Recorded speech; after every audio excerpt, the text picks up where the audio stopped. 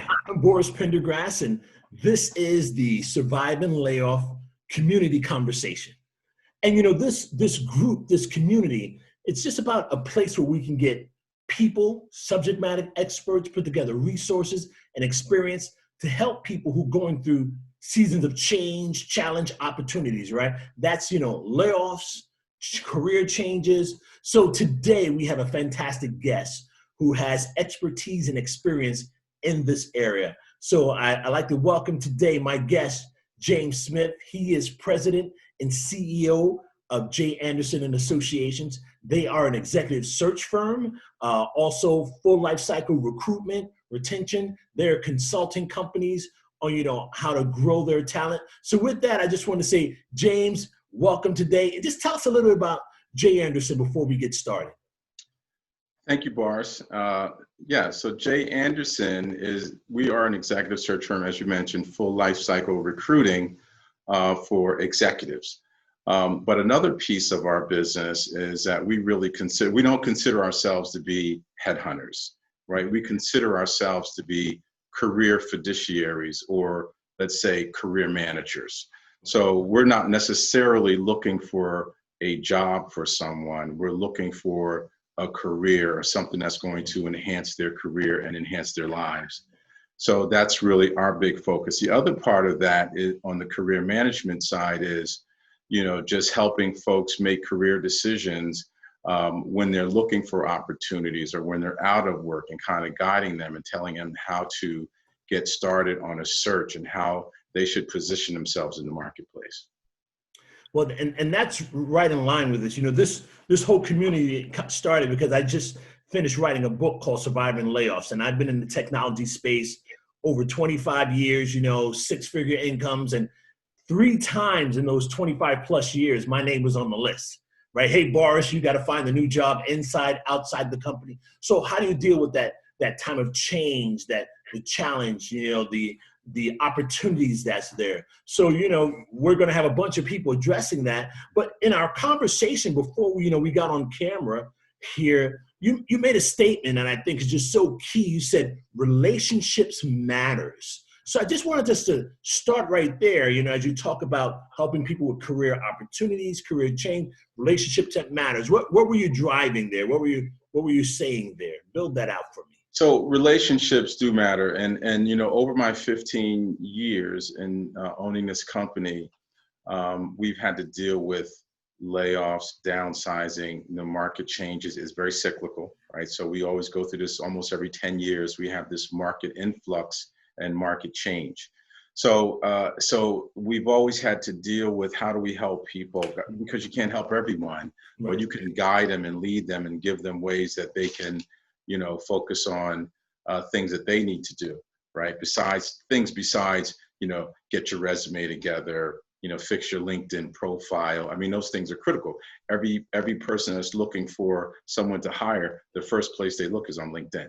Always. I mean, if I'm talking to you on the telephone and you give me a person's name while you're talking to me, I'm looking that person up to see who they are, right? So relationships do matter. So now that we're dealing with, and your book is timely, because now that we're dealing with a pandemic, sure. I mean, we're seeing layoffs, we're seeing people losing their jobs, furloughed, at a rate that we've never seen before. Sure. I'm doing some work with Disney. Disney just laid off 28,000 people, and I understand they're just getting ready to do another big layoff. So, so how do we help people navigate through this? One of the things that I've told folks is the first thing you should do is tap into the relationships that you've had. If you've been in the market for 10 years or 15 years or 20 years, you probably have hundreds of people that you've worked with or been in contact with over the years. And I tell them, make a simple spreadsheet out for yourself of all the names of the people their contact information, when you contacted them, what the results were, and go through that list. You should be able to put together a list of 100 or 200 people. And most of those folks will help you if you ask for help. Most of the people, if you call them and say, hey, I'm looking for a job, and if you've done a good job and they know your reputation and your work, they'll be happy to hear from you in most cases. And when I tell people to do that, many times they do find a job, because it may not be from the folks that are on that list, but it'll be from people that they network with through that list. So that's why I say relationships matter, your reputation matters, but more importantly, you've got to network with people. That's the way you find a job. We're recruiters, and we go out and find new jobs all the time, right? But we don't find jobs just because we're a recruiting firm, and people don't give us work just because we're a recruiting firm. They give us work because they know us, they know about us, there's some kind of connection, there's relationships, and those things are a lot of times what gets us in the door. So, you said people are willing to help. So you're saying just ask, don't be afraid to ask, or, I mean, that conversation, are you saying, hey, I just got laid off, I'm looking, or, facilitate, tell me a little bit more about that conversation, because a lot of times there's a little apprehension. Do I want to ask? Do I want to put that demand on someone? What do you say there? No, that's a good question. So what I'm saying is make the ask, right? You always have to ask. And again, when I've coached people on how to do this, what they found was when they went out, and they were uncomfortable. Most people were uncomfortable asking, for someone to help them. But what I have found is that when they've gone out and done that, most people will always be willing to help them, right? Because if someone calls you and they're looking for a job and you know someone, right away, you're going to say, hey, I know someone, let me make a phone call. I mean, we've gotten many, many people jobs that way, and for free. I mean, without pay, right? Right, because that's not your firm. You don't get paid for that, right? Well, we're just, sometimes you don't get paid for everything. I mean, we're a recruiting firm, so we want to get paid for our work. But sometimes, you have to help people. And, the main thing, we do the work that we do because we want to see people employed. And that's why we do what we do. And we want to help build careers. So, sometimes you can help people and you may not get paid for it, but it always comes back. So, you said something about LinkedIn, and I smiled when you said that, because I can remember having conversation with, my children, your children, right? They're in that 20s and 30s. They're into the work environment. And we would always say, watch what you put on social media, right? Because, people are looking at that. But I think now what I hear you saying is social media is a critical part of the job search, of the social networking, not just what some young person did in your past, but, for we who are senior professionals, they're leveraging that also. Would that be accurate? We look for executives, and sometimes you won't find a lot of senior executives on social media, right? But, you may find middle managers, like directors, senior managers, and things like that. And even vice presidents. Many people are on social media. So I should also say your social media matters. I mean, if I'm recruiting an executive, I look through Instagram, I look through Twitter, I look through Facebook, I look on LinkedIn, because I want to see who they are. I want to see how they conduct themselves on social media. And many companies are doing this all the time. So, it's important for you to position yourself and portray yourself in the most, positive manner that you can. I know that there has been situations where companies have passed on a candidate because of their social media presence and some of the things that they saw on social media they thought were inappropriate for their company and what they were trying to do. Wow. And that's just great to hear, right? As you're going through that, I guess I also want to just have a little bit of a segue into conversation, right? The motivation has been from layoffs, but I'm a very positive, optimistic person. So I'm always saying there's opportunities there too. So kind of what is that advice you give to people that, hey, there are opportunities, companies are always looking for good people, and you want to take advantage of that. How do you have that conversation, and do you run into those experiences? No, absolutely. Well, it's a numbers game. It really is a numbers game, right? So the more people that you can get in front of, the more people that you can connect with, the more relationships that you can develop, the greater chances of you getting a job. The more resumes that you send out on job boards, the more resumes that you send out on LinkedIn, in my opinion, it lessens your chance. You're wasting your time. You can send 1,500 resumes out on job boards, and you'd be lucky to get anyone to respond to you. So I mean, as I said before, we get jobs because of relationships. Okay. So you want to try to tap into as many relationships. If you see a job, find out who works there, find out who that works there, who they know. Get someone to hand your resume to someone on a personal level. If you don't have that, find a way to connect. If it's a VP of marketing, find out who the CMO is for that company, or find out who the senior VP of marketing, and send them a note either on LinkedIn, or get their email address. You can get anyone's information on social media, Sure. Their phone number, their email address. It's very easy to do. So, start doing some strategic things to get yourself in front of the right people. Yeah. I had a director, had to be over 20 years ago. And he made this comment to me that it's all about Rolodex and resumes. And I was like, what are you talking about, Rolodex and resumes, right? But that's in line with what you're saying, right? The Rolodex was that old file that spent around that you kept your contact information in. Today, right, who are the people you're socially networked with in a LinkedIn, or is it on a Facebook or social media platform?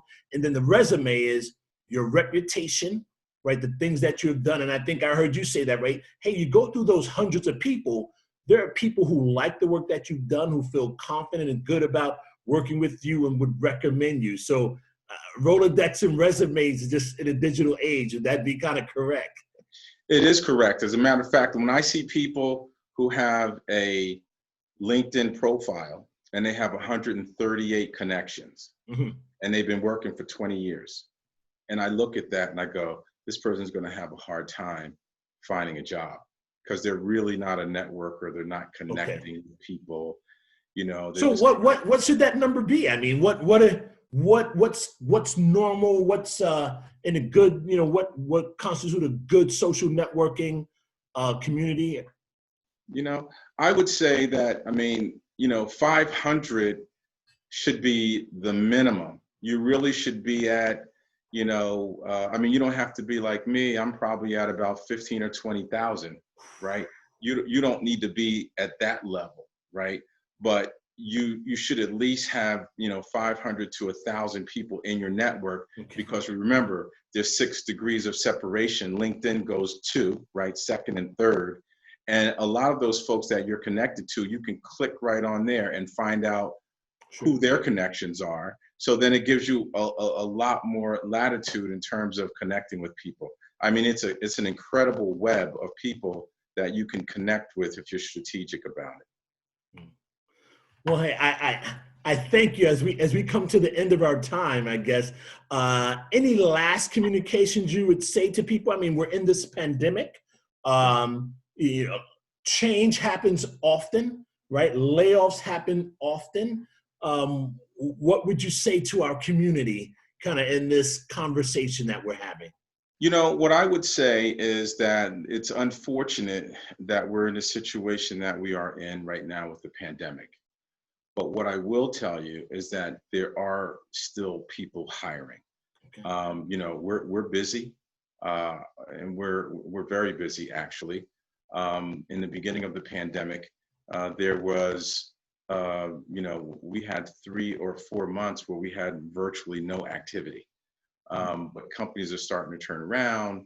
You're going out and finding. We've been forced. So I'll give you an example. We've been forced to change the way we do business, right? Because we have clients that we've had for years and years and years, and now we've had to go out and talk to people that we've never talked to before, and connect with people that we've never connected with before, and get new business. So as people are going out and looking for opportunities, the thing that I would say to them is that you're going to have to be comfortable with being uncomfortable.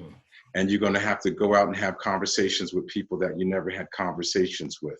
And you're going to have to make yourself available, to have virtual coffees or conversations, and think of a strategic way to market yourself. Think of your 30-second pitch, right? That when you connect with people that you want to send to people. I mean, be strategic. Don't just get online and look for jobs and just send resumes all over the place, because that's really not a strategic initiative.